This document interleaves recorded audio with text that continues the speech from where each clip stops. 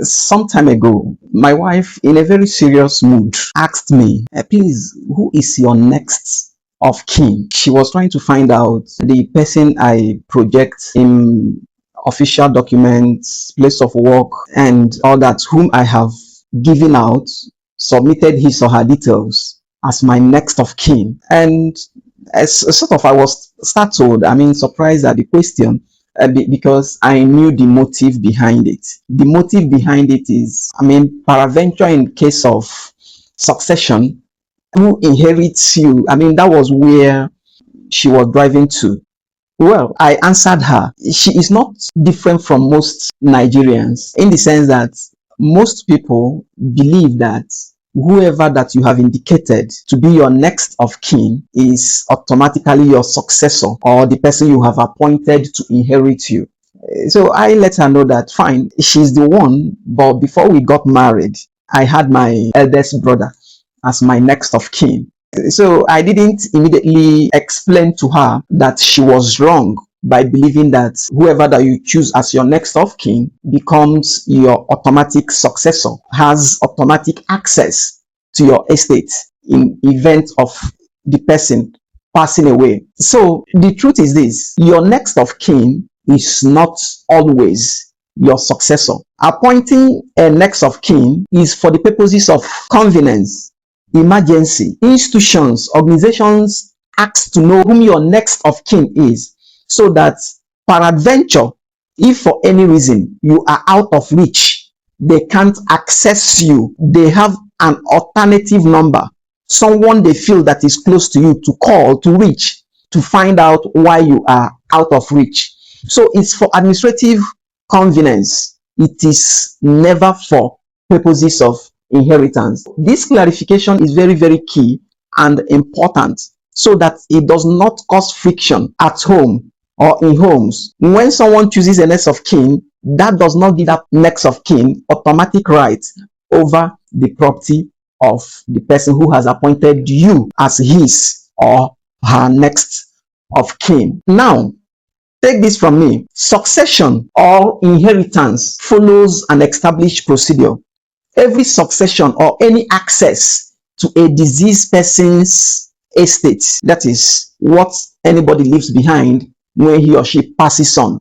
So any access to a deceased person's estate, bank account, properties, is strictly guided by will, where that person has made a will. So it's possible to see a next of kin who is not captured in the deceased will. You can be a next of kin to someone, and in that person's will, nothing is indicated against your name. In the absence of a will, if the person died intestate, that is without a will, the estate of the person is administered according to the culture and traditions that person was subject to before he passed on or before she passed on. So customs and tradition becomes the next guiding rule to fall back on in the absence of a will. Next of kin does not have anything to do with the devolution of a deceased estate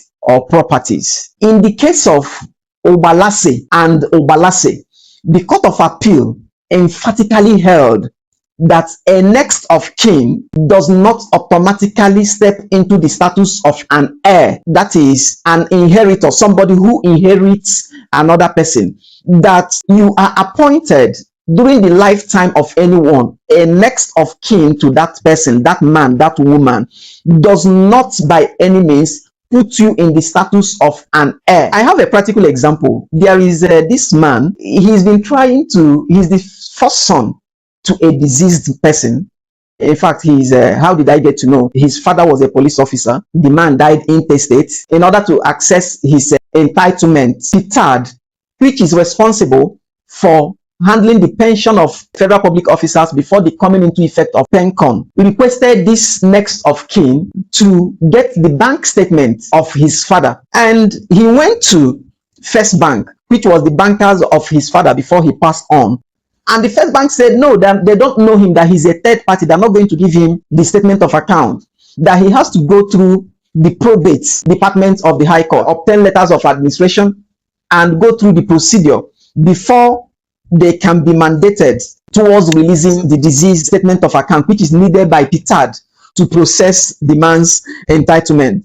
So this is a classical example that despite that this man is the next of kin to the deceased, yet ordinary statement of account, the bankers of the deceased person could not release to him. Now, how does this affect you as a property investor? Somebody rushes to you, his father is dead or his mother is dead, I'm the next of kin, we want to sell this property for this, we want to sell that property for that.